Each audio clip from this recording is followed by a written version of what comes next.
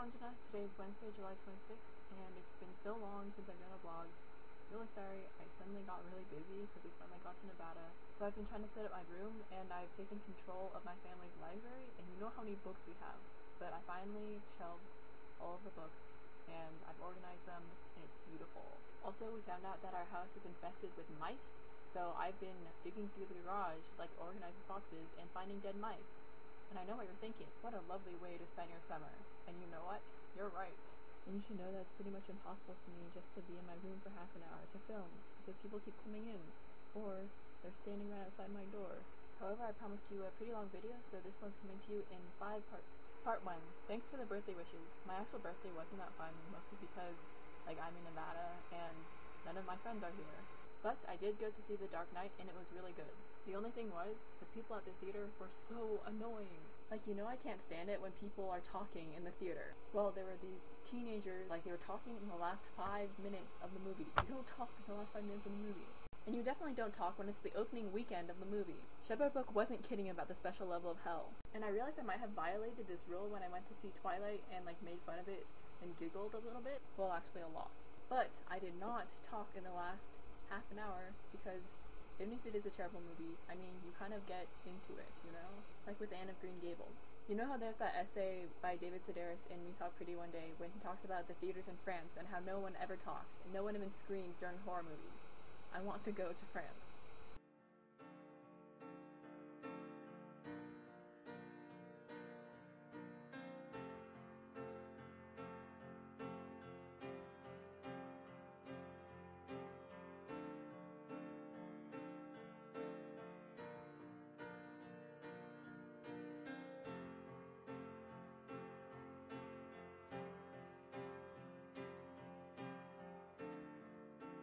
Come up to meet you, tell you I'm sorry.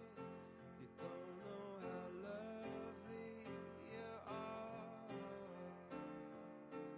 I had to find you, tell you I need you, tell you I set you apart. Tell me your secrets. Part 3. So before we left Portland, I finally got the chance to go to Powell's City of Books, which is the only reason to go to Portland. This is the bookstore that is so big that it needs a map. A map!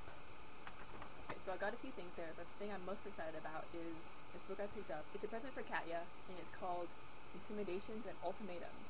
Pithy proclamations for the working world, romance, friends and family, daily life, characteristics, famous fighting words. So I'll read you a selection of some of my favorite parts. Bullying through a breakup. I know all your passwords. I can drag this out for years. Sleeping with your best friend isn't beneath me. For underlings at work. An app could do what you do, twice as fast. I really hate to be disappointed. Why is this so difficult for you to understand? I invented pain points. Coffee. Managing management. I won my last sexual harassment suit. I keep my webcam rolling after hours. Attacking appearances. I wouldn't say you're a natural beauty. You have such a pretty face. You can't buy bone structure. Power tripping parents. One day I'll put you in a home. And the other thing I really liked at Powell's was this card that said, those were the good times, and so are these. Part 4. Okay, every time that Harel posts a photo on Facebook, I'm just like, oh my god, how, why, this is not fair.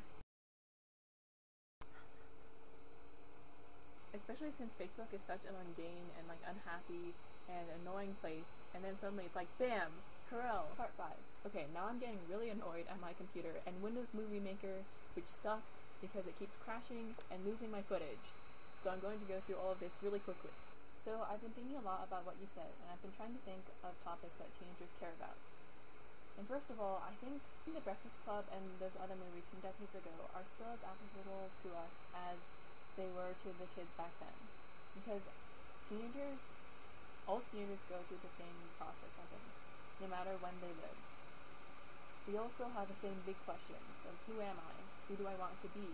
How do other people see me? How do I relate to them? How do the friends that I choose make me who I am? And I think that Easy A had a lot to say about how do other people's view of me affect how I see myself. But I don't know if it went as in depth as movies like The Breakfast Club or Mean Girls did. And I don't know if it had very much to say about it. I mean, a lot of people like you may not be able to relate to EVA just because they never had the reputation called into question or they haven't been gossiped about. But I think it's also the fact that, like, being someone who I think has had that problem, I don't think EVA had anything to say about the issue that I didn't already learn from my own experience.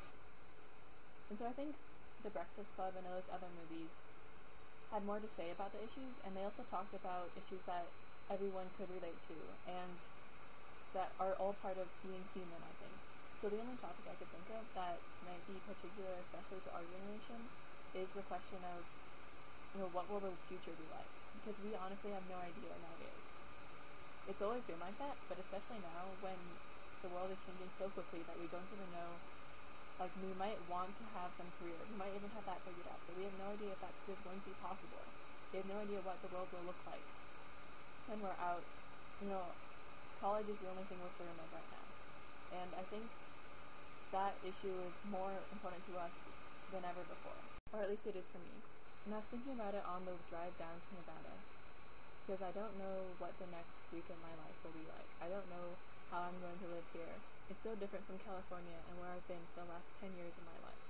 So I don't know, maybe it's just me that I've been thinking about this so much recently. But anyways, that's all for now. I hope you're having an awesome time in India, and you have to tell me all about it. And I will see you soon.